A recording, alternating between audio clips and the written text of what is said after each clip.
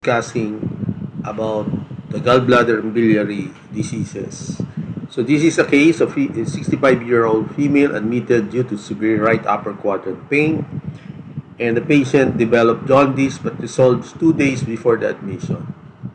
PE on abdomen, globular, direct tenderness over the right upper quadrant. Abdominal ultrasound revealed thickened gallbladder wall with multiple stones and a dilated CBD duct.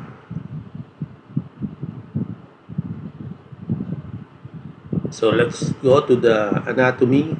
So we proceed with the biliary ducts, which is your extrahepatic biliary tree, which is composed of the right and left hepatic duct.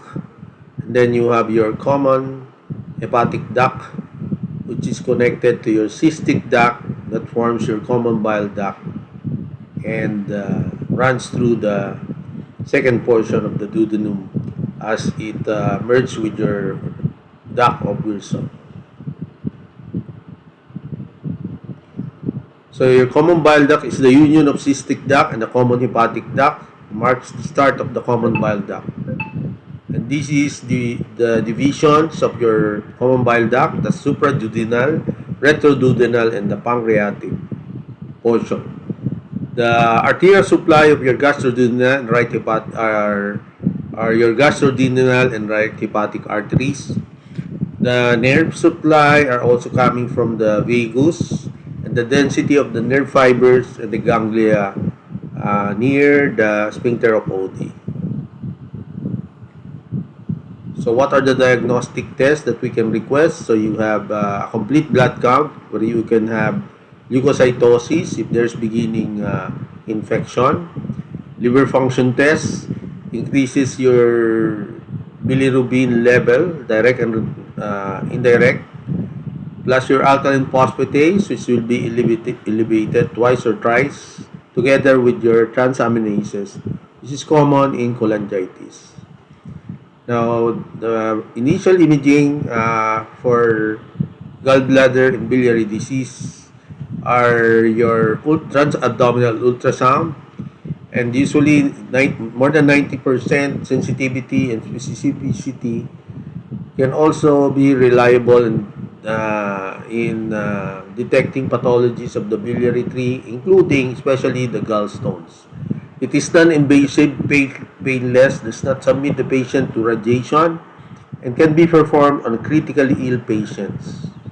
So this shows acute cholecystitis with thickening of your gallbladder wall with pericystic fluids. Now, how about computed tomography? This is used for workup of undifferentiated abdominal pain together with your gallbladder disease. CT scan is inferior to ultrasound in diagnosing gallstones, and it has similar sensitivity to acute cholecystitis. But usually CT scan define the course and the status of your extrabiliary tree and adjacent structure, and to evaluate the alternate causes of your patient's clinical presentation. It is the initial test of choice in evaluating patient with suspected malignancy of the gallbladder, extrahepatic biliary system, and nearby organs such as the head of the pancreas. The use of CT scan is an integral part of the differential diagnosis of obstructive jaundice of unknown origin. Now, mostly your HIDA scan or your hepatobiliary scintigraphy is diagnostic of acute cholecystitis. Magnetic resonance imaging is another form of imaging, especially your magnetic resonance cholangiopancreatography. It's a focused non-invasive test for diagnosis of biliary tract and pancreatic disease. Choledocholithiasis can be diagnosed with a sensitivity of 95% and specificity of 89%. The preferred imaging modality for precise evaluation of the biliary and pancreatic duct pathology in many centers. So it shows you here the imaging of an MRI showing the the obstruction in the distal common bile duct. Endoscopic retrograde cholangiopancreatography or ERCP is used with the advantage that it is both diagnostic and therapeutic. It's usually done with sedation or general anesthesia. The advantage is that there is direct visualization of the ampullary region, direct access to the distal common bile duct for cholangiography or choledoscopy. Both diagnostic and therapeutic for choledocholithiasis, obstructive jaundice, biliary stricture, and or cholangitis. Now we have also your endoscopic choledoscopy. This is a direct visualization of the biliary and pancreatic duct that increases the effectiveness of your ERCP in diagnosing certain biliary diseases. Intraductal endoscopy have been shown to have therapeutic application that include biliary stone lithotripsy, direct stone extraction in a high-risk surgical patient. This also allows for a direct visualization and sampling of concerning lesion in order to evaluate for malignancy. Endoscopic ultrasound offers additional diagnostic utility to work up biliary disease. It requires a specialized 30 degrees endoscope with either radial or linear ultrasound transducer at the tip. It is operator dependent and requires skilled endoscopists. And can be used to identify also choledocholithiasis. Endoscopic ultrasound is useful in the evaluation of the retroduodenal portion of the bile duct, which is difficult to visualize with transabdominal ultrasound. Although it's less sensitive than ERCP for biliary stones, the technique is less invasive and does not require cannulation of the sphincter of Oddi. Endoscopic ultrasound can evaluate tumors near or behind the duodenum and their resectability. And it also has a biopsy channel, fine needle aspiration for tumors, lymph nodes, therapeutic injection, and drainage procedure under direct ultrasound guidance can be performed. Now, antegrade cholangiography can be performed by accessing the intrahepatic ducts percutaneously with a small needle under fluoroscopic guidance. This is your percutaneous transhepatic cholangiography. Now, what we need is that the bile duct has been confirmed, a guard wire inserted, and a catheter is passed over the wire. Through the catheter, an antegrade cholangiogram can be obtained, and a therapeutic intervention like tissue sampling, biliary drain, insertion, and placement of stents are performed.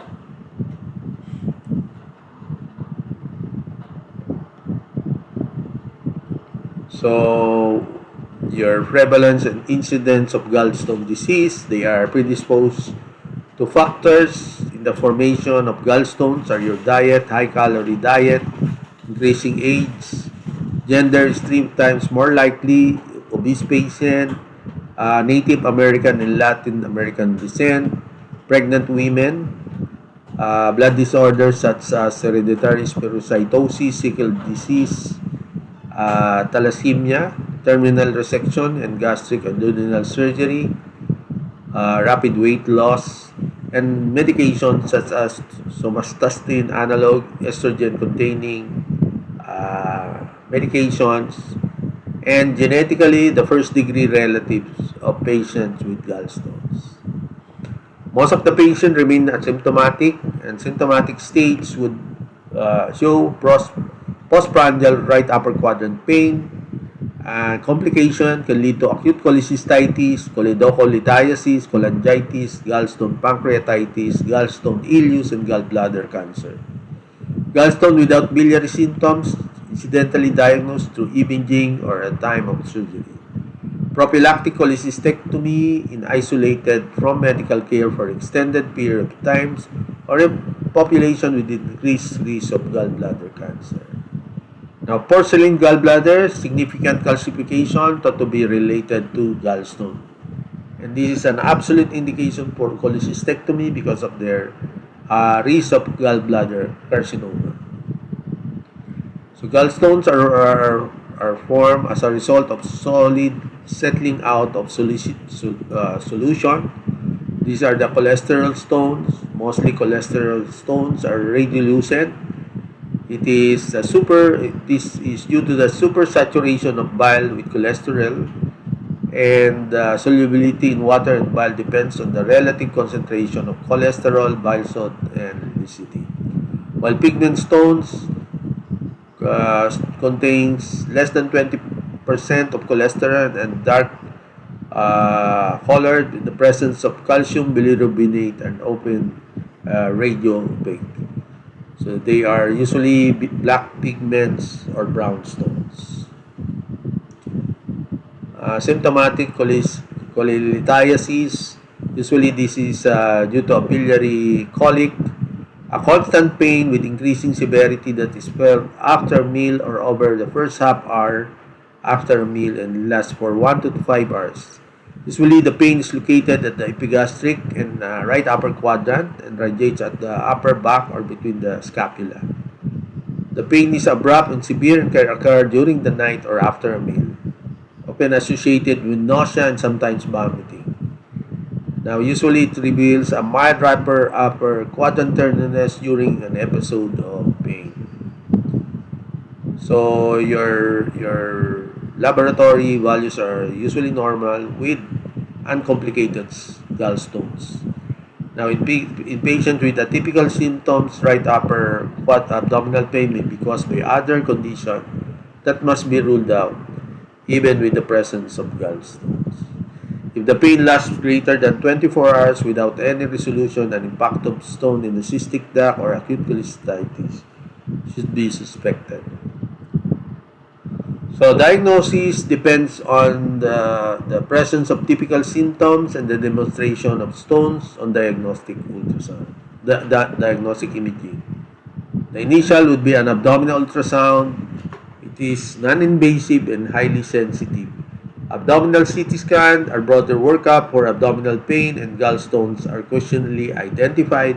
If a patient is presenting with typical symptom, intervention must be proceeded. A patient with typical biliary pain with sludge observed in the gallbladder, cholecystectomy is warranted. Other causes of biliary symptoms could be cholesterolosis, which will become stones, adenomyomatosis, granulomatous polyps of the gallbladder. Treatment for symptomatic of the patient with this condition is also cholecystectomy. So our approach for cholecystolithiasis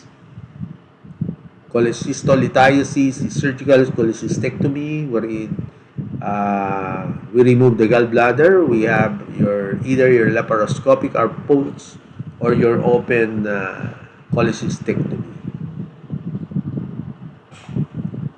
So less than 1% of acute cholecystitis is due to a tumor obstruction, as the main causes leads to the development of inflammation that is probably mediated by lysolecithin, bile salts, and platelet activating factor. Acute cholecystitis would show gallbladder wall that is thickened, reddish, with the presence of subserosal hemorrhages and often accompanied by pericholecystic fluid. You can see the hyperemia and patchy necrosis in the mucosa. And usually this leads to a progressive inflammation that will lead to ischemia and necrosis of the gallbladder wall. 15 to 30% of patients develop secondary bacterial contamination, and severe cases develop gangrenous cholecystitis and abscess formation and perforation, especially in comorbidities such as uncontrolled diabetes mellitus. Acute cholecystitis would present as biliary colic attack with relapse and remitting pain on the right upper quadrant or epigastric area that can radiate at the back or in the interscapular area. Patient will be febrile, complaining anorexia, nausea, vomiting, reluctant to move due to the focal peritonitis caused by inflammation process. Physical examination of the right upper quadrant would present guarding tenderness with positive Murphy sign, which is a characteristic of acute cholecystitis.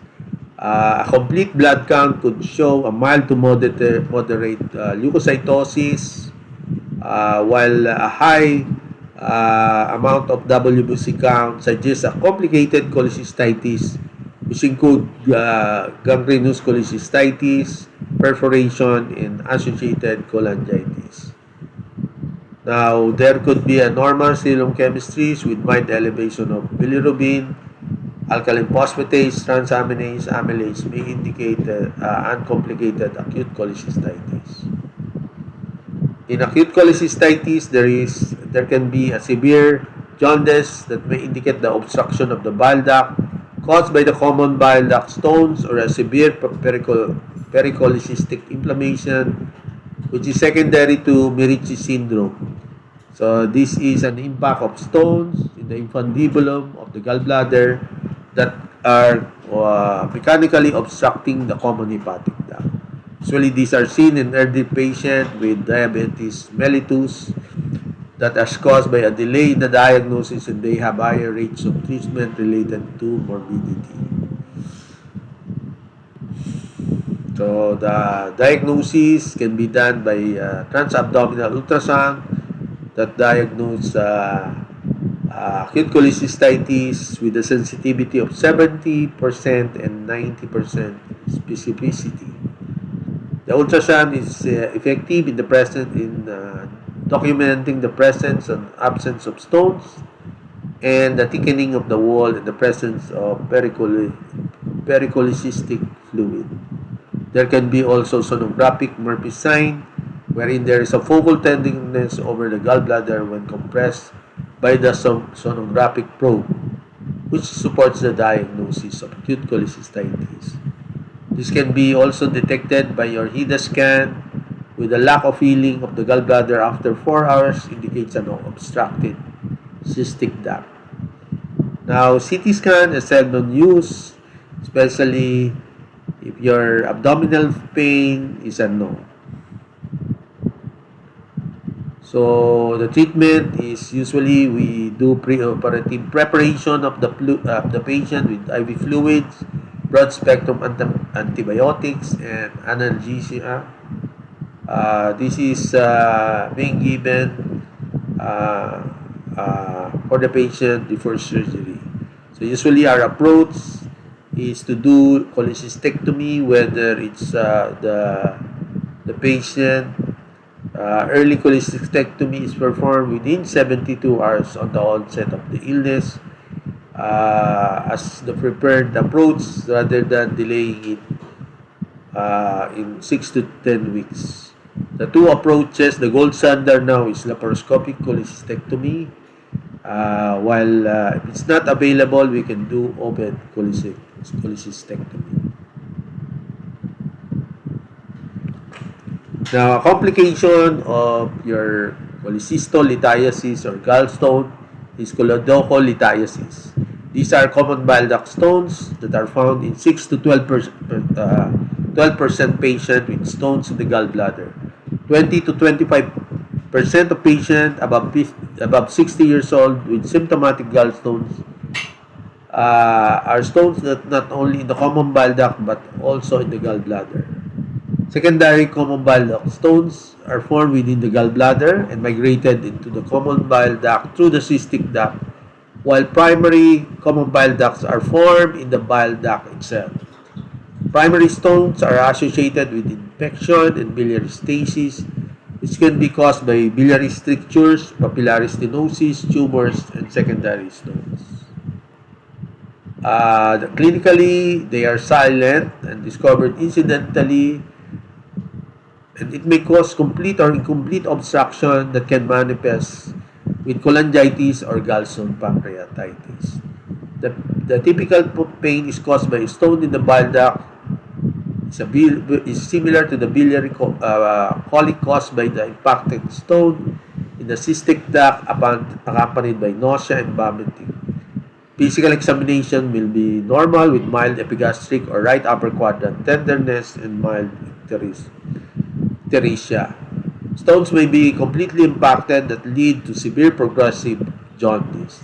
So in this case, there is elevated serum bilirubin, alkaline phosphatase, and transaminases that are commonly seen in patients with common bile duct stones. 1/3 of these patients will have incomplete or intermittent obstruction, and the liver chemistries can be normal. So the diagnosis, usually we start with an ultrasound that will document the presence or absence of the gallbladder and determining the size of the common bile duct. A dilated common bile duct observed in the ultrasound with a size greater than 8 mm diameter and patient presenting with gallstone, jaundice, and biliary pain would be highly suggested of the presence of your common bile duct stones. While magnetic resonance cholangiopancreatography or MRCP is excellent anatomic detail and sensitive to 95% and specificity of 89% of detecting choledocholidiasis. Endoscopic retrograde cholangiopancreatography or ERCP is highly effective in diagnosing choledocholidiasis, but is rarely used in purely diagnosing modality to its associated risk. Endoscopic ultrasound is similar in the quality of ERCP in detecting common bile duct stones with sensitivity of 90% and specificity of 97%. However, it has fewer therapeutic capabilities and requires endoscopic expertise and only used in specific clinical scenarios. So, treatment of choledocholidiasis is cholecystectomy, whether lap or open with bile duct clearance, is done with the use of preoperative ERCP followed by surgery or by directly going to surgery with intra-op cholangiogram and common duct exploration to check the retained stones. Intra-op cholangiogram must be included in the upfront laparoscopic cholecystectomy is pursued to check the presence or absence of common bile duct stones. And if the stones are identified, laparoscopic bile duct exploration is done to a cystic duct or a formal choledochotomy to retrieve the stones using the same setting. Now, if you do choledochotomy, it's performed, large ducts is primarily repaired while small ducts are repaired by a T-tube.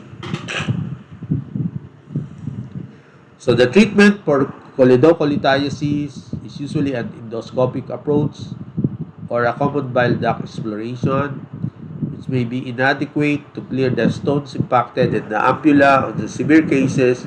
And in these cases, we do transduodenal sphincterotomy so that we can do a small incision in the duodenum and look for the sphincter and do an incision and do sphincterotomy so that you can be able to retrieve that impacted stones, and at the same time you dilate the sphincter. Now, there are procedures such as your choledochoduodenostomy or your Roux-en-Y choledochojejunostomy. So these are bypass connecting your common bile duct into the duodenum or your 45 centimeter jejunum to your common bile duct. This is unable to disimpact, and those would be the only option to restore biliary continuity. Retained stones are the stones left in place at the time of surgery or diagnosed shortly after cholecystectomy, while recurrent stones are stones diagnosed months or years later on. After cholecystectomy, both are best treated endoscopically. Retained tube can be cleared using a mature T-tube if one is placed at the time of your surgery. So T-tube is removed and a catheter is passed through the tract into the common bile duct using fluoroscopy so that the stones are retrieved using basket or balloons. Now, another option is through a percutaneous transhepatic cholecystostomy, which allow clearance of the stones if there is no way to reach the duct. So if interventions are failed, repeat surgery will be the last resort. Now, how about cholangitis? This is a complication of choledocholithiasis.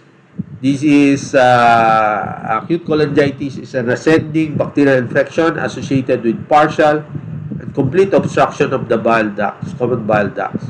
The most common organism cultured from the bile in patients with cholangitis include E. coli, Klebsiella pneumoniae, Streptococcus faecalis, Enterobacter, and Bacteroides fragilis. So usually the presentation is your Charcot triad, fever, epigastric, and right upper quadrant pain and jaundice. So 2/3 of these patients would show these classical symptoms. There is also leukocytosis, hyperbilirubinemia, elevation of your alkaline phosphatase, and transaminases. And so we support the clinical diagnosis of cholangitis.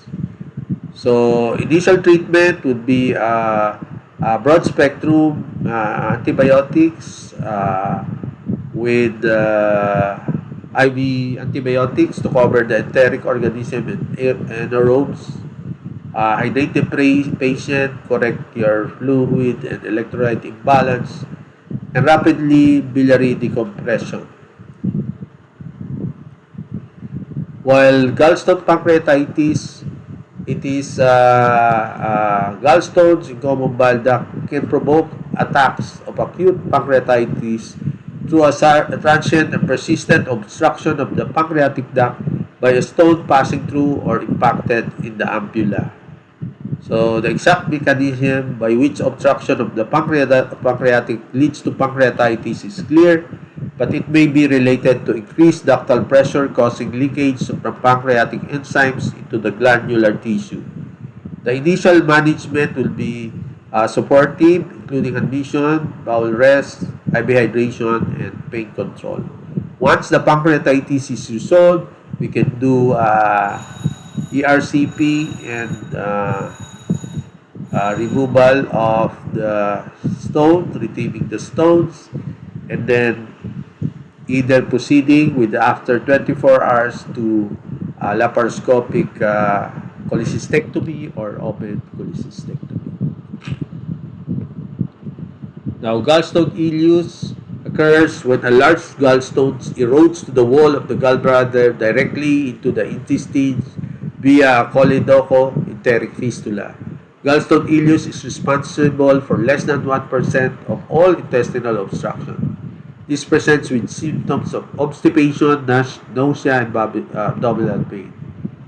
The plain film should show obstructive bowel gas pattern, but may fail to identify the radiolucent stone. Management of gallstone ileus focus on relieving the intestinal obstruction, removing the stones, and in cases where proximal obstruction in the stomach and duodenum, endoscopic retrieval can be effective. For more distal stones, surgical enterotomy can be accomplished either laparoscopically or open.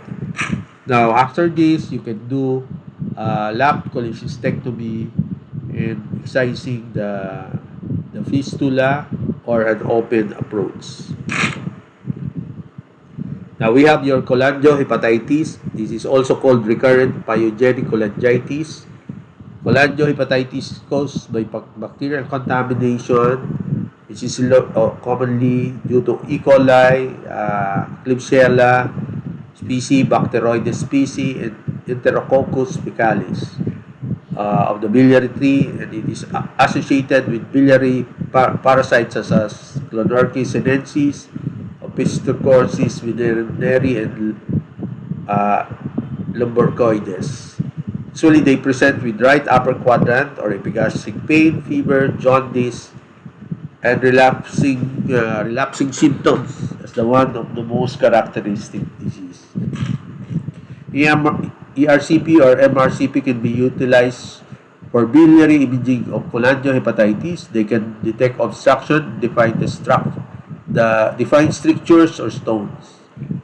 The long-term goal of the therapy is to extract stones and the debris and relieve the strictures. In severe form, refractory cases in which stones and strictures cannot be relieved, it may require a hepatico-jejunostomy to reestablish biliary enteric continuity. So this is a bypass connecting the common bile duct into your jejunum.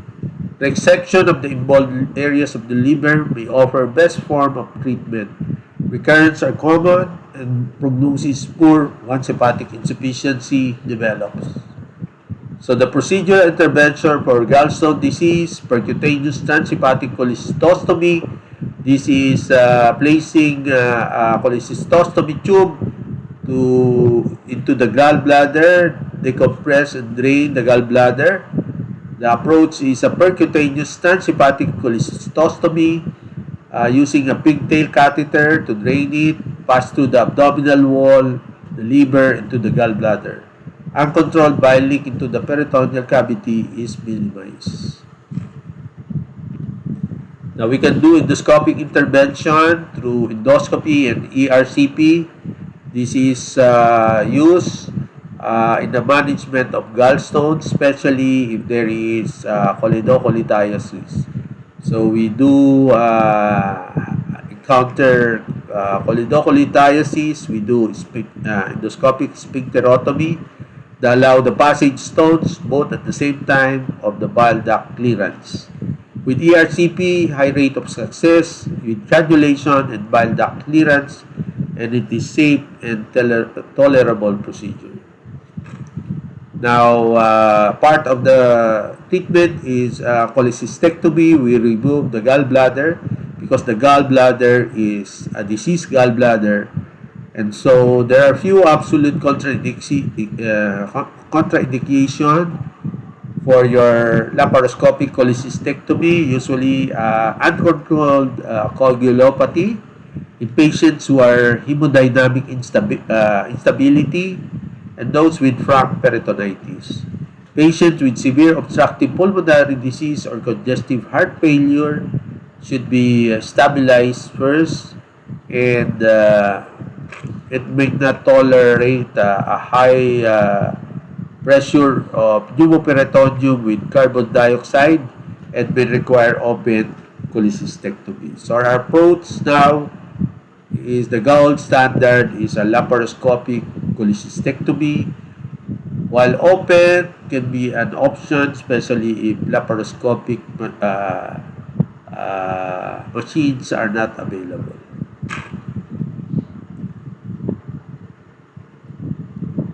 So as I mentioned, the two approaches for gallbladder disease is cholecystectomy, and usually we do the gold standard is laparoscopic cholecystectomy, where we approach it with two ports that can be able to remove your gallbladder in a minimally invasive procedure. While open, this is usually a incision is made and the cystic duct and artery are isolated. The cystic artery and the cystic duct are tied and clipped, and the gallbladder is removed from the liver bed. And the wound is closed. So the incision is in the subcostal area with about 3 to 5 centimeter incision. So this is the open cholecystectomy, which is another approach when laparoscopic cholecystectomy is not available.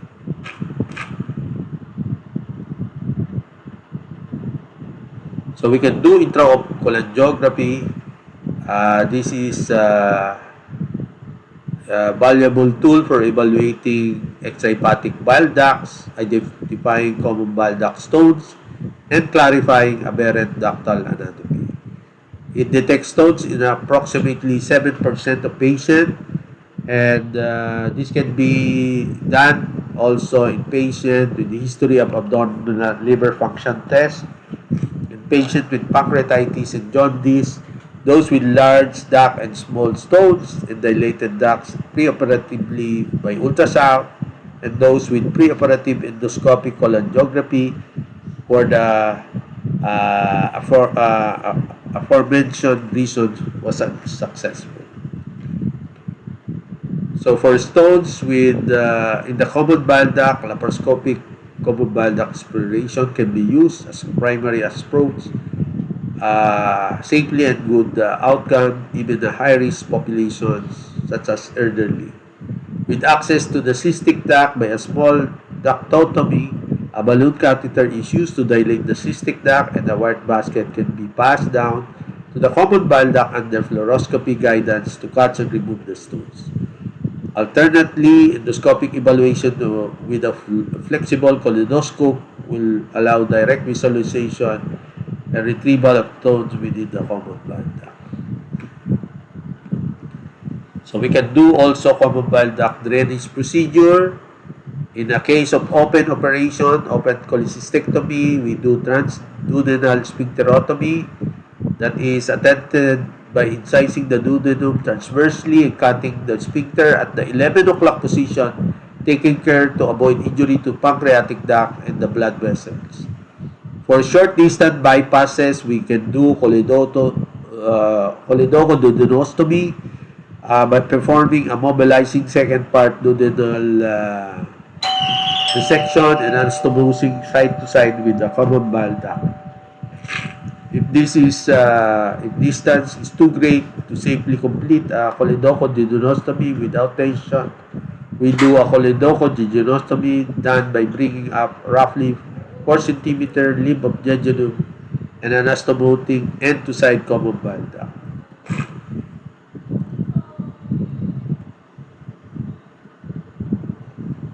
Now, these are the other diseases of the biliary tree. You have your colodocal biliary cyst.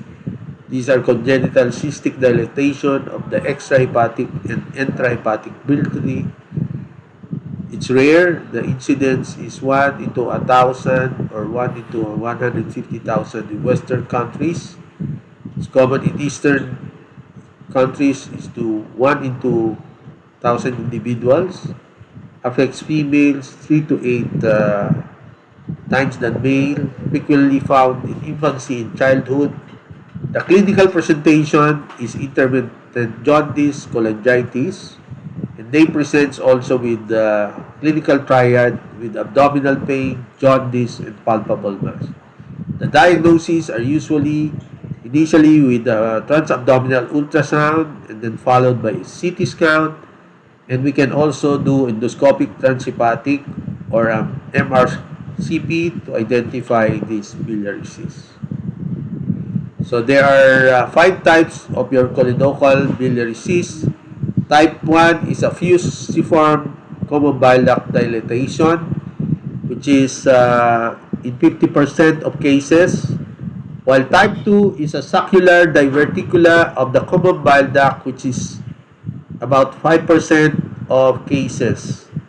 While type 3 is an intraduodenal, this is a bile duct dilatation within the duodenal wall, which is occurring in 5% of cases. While your type 4, it is a multicystic type of choledochal cyst, which occur in 5 to 10% of cases. Type 4A is both intrahepatic or extrahepatic, while type 4B are extrahepatic duct only, which are involved. While type 5 is also called Carollis disease, which is composed of intrahepatic biliary cysts in 1% of cases. Now, another condition is the primary sclerosing cholangitis. This is an uncommon disease by inflammatory strictures involving both both the intrahepatic and extrahepatic biliary tree. This is a progressive disease that results in secondary biliary cirrhosis. They are a condition associated with ulcerative colitis, radial thyroiditis, and retroperitoneal fibrosis. The mean age is between 30 to 45 years old, and usually the male population are more affected. The clinical presentation is usually intermittent jaundice, fatigue, weight loss, pruritus, and abdominal pain. So the diagnosis is usually started with ERCP or with multiple dilatation, strictures, and hepatic duct bifurcation is most commonly affected. You can also do liver biopsy if the intrahepatic ducts are involved. Usually the treatment starts with percutaneous or endoscopic dilatation or insertion of stents, resection of the extrabiliary tree, extrahepatic biliary tree, and hepaticojejunostomy without cirrhosis or hepatic fibrosis. So this is a form of a bypass after resection of the extrahepatic biliary tree, and the bypass would be hepaticojejunostomy, connecting the common bile duct into the jejunum, usually a Roux-en-Y hepaticojejunostomy. But the last option, if you've done this and there will be recurrence, then liver transplant is the last option. Now, there are also bile duct strictures. Benign, the majority are related to operative injury, most commonly during cholecystectomy. And the causes are usually fibrosis due to chronic pancreatitis, common bile duct stones, acute cholangitis, biliary obstruction due to cholecystolithiasis, which is Merici syndrome, where there is an intrinsic pressure on the common hepatic duct due to the multiple stones and the inflammation of the gallbladder. Sclerosing cholangitis, cholangiohepatitis, strictures of the biliary enteric anastomosis. Severe complication could lead to a recurrent cholangitis, secondary biliary cirrhosis, and portal hypertension. Your liver function test would show elevation of bilirubin and alkaline phosphatase. So the initial imaging could be done with transabdominal ultrasound, CT scan, and more importantly, your MRCP and RCP, and possibly percutaneous transhepatic cholangiography. So we can start with percutaneous or endoscopic dilatation and stent placement. And then we can do surgical resection and reconstruction by a Roux-en-Y choledochojejunostomy or hepaticojejunostomy. These are both a bypass procedure to be able to remove or resect the strictures. Or we can do a choledochojejunostomy, for usually these are done if the stricture are distal. Now about injury to the biliary tract.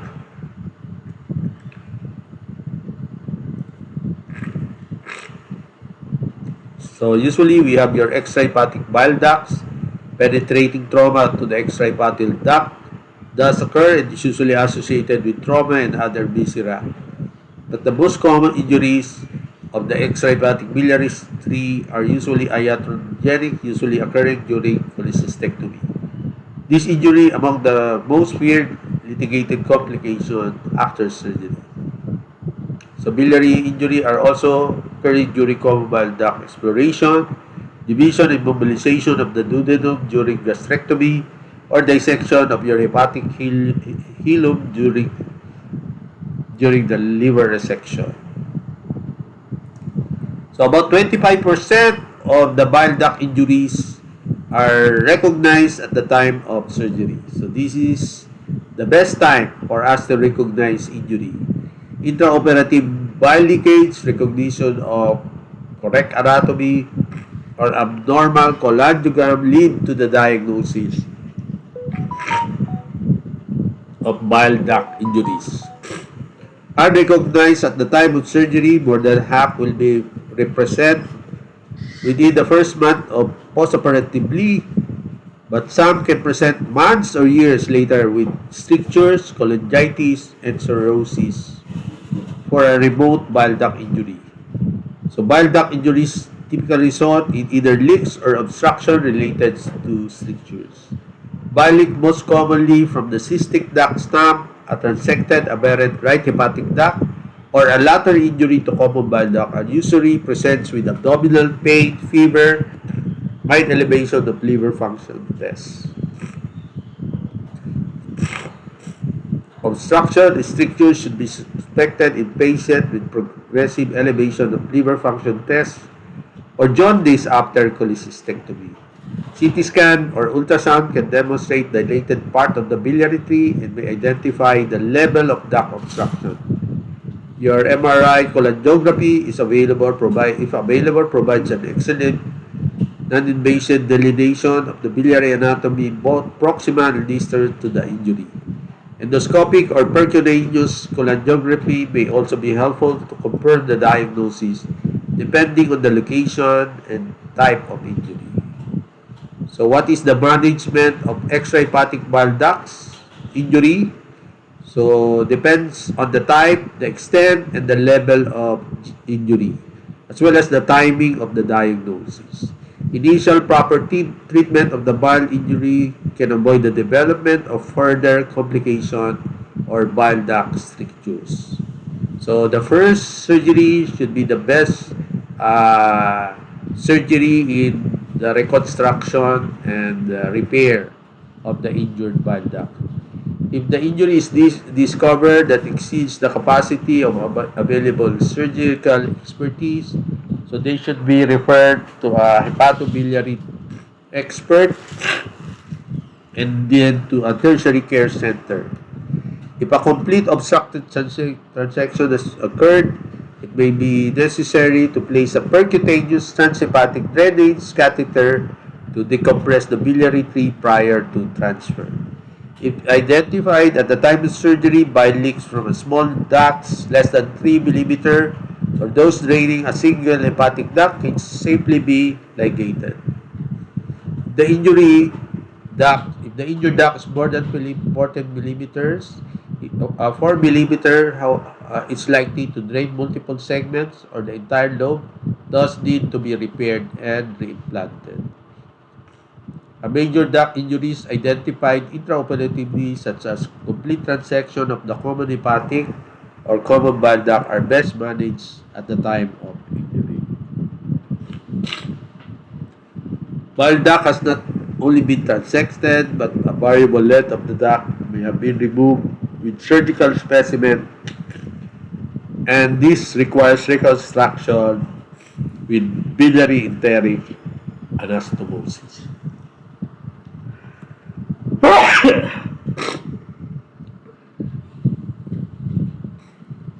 Now, major bile duct injuries diagnosed later postoperative period may not be amenable to immediate reconstruction due to acute inflammation.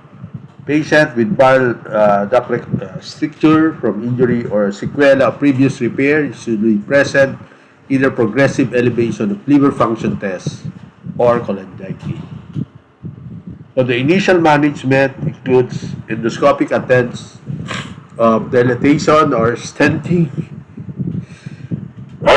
and then balloon dilatation of a stricture requiring multiple procedures and really provides long-term relief. So if the stricture is unavailable to be addressed endoscopically, percutaneous transhepatic biliary drainage catheter placement may be necessary.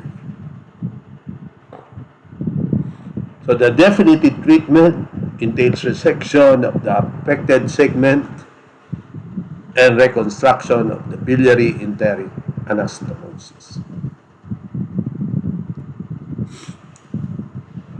Now, tumors, the carcinoma of the gallbladder is a rare malignancy occurring predominantly in the elderly It's an aggressive tumor with poor prognosis that is usually not diagnosed until it becomes advanced and causing symptoms.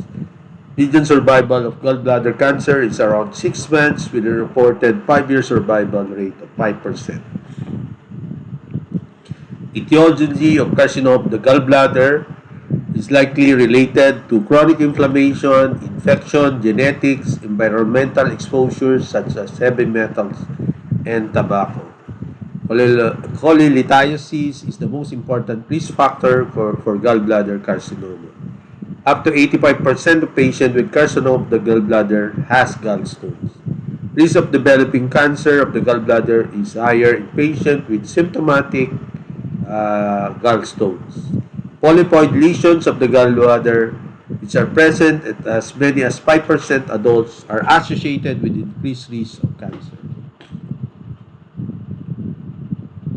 Solitary and sessile polyps, and those showing rapid growth in the serial imaging, particularly in the presence of gallstones, and those above 50 years old are also a risk for malignancy. So when you find this in the patient, cholecystectomy should be done. For polyps that are not removed, should be monitored by serial imaging and follow-up. Porcelain gallbladder or a dense circumferential calcification of the gallbladder wall is approximately 10% risk of gallbladder carcinoma. So usually with porcelain gallbladder, we do prophylactic cholecystectomy. So 80 to 90% of gallbladder cancers are adenocarcinoma.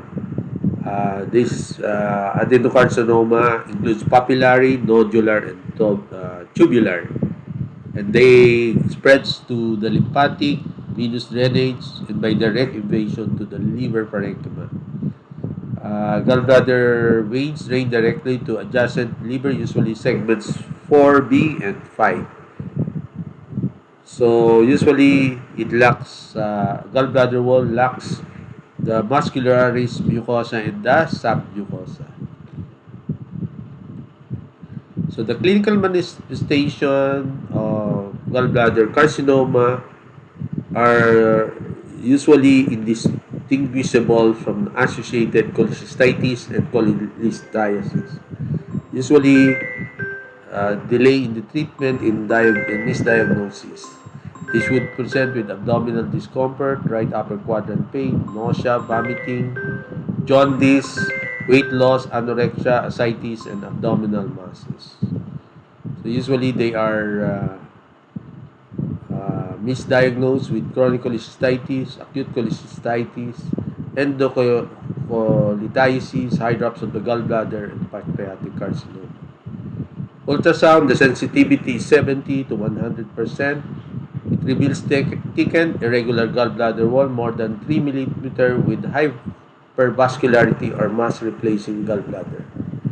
It may visualize tumor invasion of the liver, lymphadenopathy, and dilated biliary tree. The CT scan may show a gallbladder mass evaluating a nodal spread or local invasion of the adjacent organ and vasculature. If the questions of the local invasion remains, an MRCP allows a complete assessment of the biliary, vascular, nodal, and hepatic adjacent organ. So we do endoscopic ultrasound, usually to stage and evaluate the local invasion, as well as the diagnosis by doing a fine needle aspiration biopsy.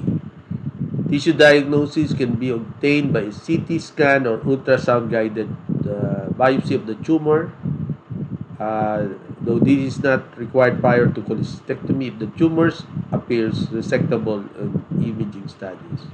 In jaundice patient, percutaneous transhepatic or endoscopic cholangiogram may be helpful to delineate the extent of the biliary tree.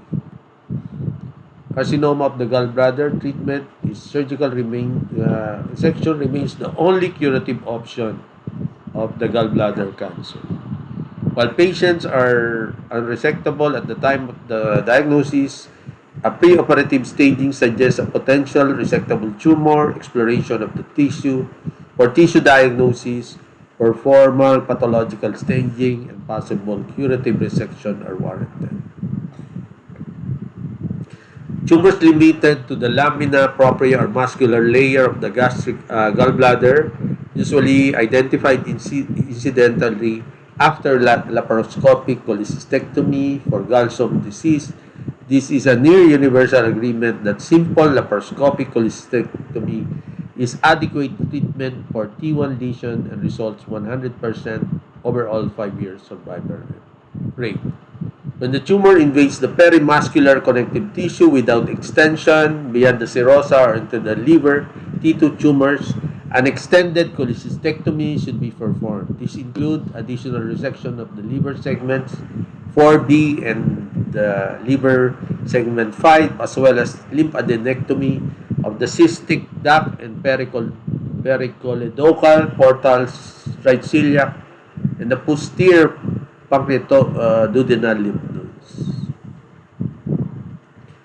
The tumors that grow beyond the serosa or invade the liver or other adjacent organs, this is where there is peritoneal nodal involvement is found, complete tumor excision with extended right hepatectomy and possible caudate lobectomy and lymphadenectomy.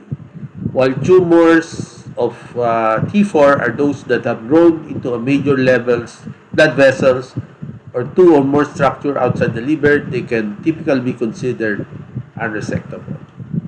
So palliative procedures for unresectable cancer, jaundice, and duodenal obstruction, the most frequently performed for gallbladder cancer. So today, obstructive jaundice can be frequently managed with endoscopic or percutaneous placed biliary stents. So prognosis, the 5 years, the patients with gallbladder cancer have unresectable disease at the time of the diagnosis. The 5-year survival rate of all patients with gallbladder cancer is less than 5%, with a median survival of 6 months. T1 disease treated with cholecystectomy have an excellent prognosis of 85 to 100%, 5-year survival. While the 5-year survival rate for T lesions treated with extended cholecystectomy, liver segment 4B and 5 segment, and lymphadenectomy is more than 70%. 20 to 40% for T patient treated with simple cholecystectomy. Now, another form of tumor is your cholangiocarcinoma. This is associated, it arises spontaneously with choledochal cyst, ulcerative colitis, hepatolithiasis, biliary enteric anastomosis, hepatitis B and C, cirrhosis, biliary tract infection with Clonorchis infection, chronic typhoid caries, exposed to dietary nitrosamine, torotras, and dioxin, primary sclerosing cholangitis, 5 to 10% lifetime risk of developing cholangiocarcinoma, biliary stasis, bile duct stones, and infection. So usually, the pathology of ductal adenocarcinoma accounts for about 95% of bile duct malignancies. Mostly morphologically, they are commonly divided into nodular, serous, diffuse infiltrating, and papillary. Anatomically, they can be found distant, perihilar, and intrahepatic tumors. Intrahepatic cholangiocarcinoma occurs in 10% of cases. Perihilar region, half of all the cholangiocarcinomas, while the common bile duct is about 40%. And this is shown as your different classification of cholangiocarcinoma, which is classified as your Bismuth-Corlett classification. Tumor type 1 are affecting the common hepatic duct. while type 2 tumors are affecting the bifurcation, not the secondary intrahepatic ducts. While type 3A and type 3B extends to the right and left secondary intrahepatic ducts. While type 4 tumors are involving the right and left secondary intrahepatic ducts. So the clinical manifestation is usually with painless jaundice, the most common presentation, pruritus because of the jaundice, mild right upper quadrant pain, anorexia, fatigue, weight loss, and even an ascending cholangitis. Usually these are diagnosed by an imaging through an ultrasound or CT scan as initial workup for suspected cholangiocarcinoma. Now, cholangiography is the best way to complete a detailed evaluation of the biliary anatomy and tumor itself. Tissue identification may be difficult to obtain. We can do a fine needle aspiration and biliary brushing, which has a low sensitivity in detecting malignancy. Cholecystoscopy with direct visualization and intraluminal mass sampling may improve the diagnostic test. Now, we can do a baseline CA125 and carcinoembryonic antigen, which is elevated in cholangiocarcinoma but non-specific, while CA19-9 most oftenly utilized as a tumor marker. So this is cholangiocarcinoma imaging. This is an endoscopic retrograde cholangiogram where it shows the cancer on the common hepatic duct, which show that the common bile duct is normal in size with the cystic duct as in the cystic duct, but the proximal biliary tree are dilated. And the gallbladder is not visualized because of a tumor obstructing the neck. While on the other picture, the ultrasound of the same patient show the dilated ducts and tumor obstructing the common hepatic duct. So the treatment is surgical excision is the only potential curative treatment for cholangiocarcinoma. So patients suspected of having resectable disease should undergo diagnostic laparoscopy, and the extent of the surgery necessary for curative resection is determined by location and local expansion of the tumor. So what we do is a Whipple's or pancreatodudectomy in tumors of the distal common bile duct, while Roux-en-Y hepatojejunectomy, cholecystectomy, and gastrojejunectomy should be performed to prevent gastric outlet obstruction in patients with common bile duct cancer proven to be unresectable on surgical exploration. Local tumor excision with portal lymphadenectomy, cholecystectomy, and common bile duct excision, and bilateral Roux-en-Y hepatojejunectomy is recommended for perihiral tumors involving the bifurcation or proximal common hepatic duct with no signs of vascular involvement. Right and left hepatic lobectomy if the tumor affects the right and left hepatic duct. For type 4 Klatskin tumor, those are more extensive involvement of both hepatic ducts and intrahepatic ducts are frequently considered unresectable and treated or only treated by liver transplantation. Individuals with unresectable ENES can undergo non-operative biliary decompression. Now, percutaneous drainage catheter may be required to properly decompress the biliary tree in cases of very proximal and intrahepatic malignancies. Patients who have drainage catheter or stents have considerably higher risk of cholangitis than those with surgical bypass. Palliative chemotherapy, usually gemcitabine and cisplatin, can be given to patients with unresectable cancer. Now, a combination of radiation and chemotherapy may be more beneficial than either a treatment alone. Photodynamic treatment has been advocated as a palliative approach for individuals with unresectable illness, and it has been found to improve the quality and life and lengthen the survival of biliary stents. So the prognosis of median survival time is about 5 to 8 months. The general 5-year survival rate of patient with resectable perihilar cholangiocarcinoma is proven between 10 to 30%, but it might be as high as 40% in patients with negative margins. Surgical mortality in perihilar cholangiocarcinoma ranges to 6 to 8%.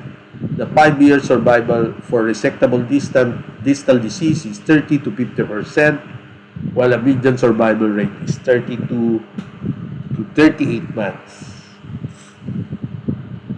Now, patients who underwent liver transplant has a 5-year disease-free survival of about 68%. Thank you.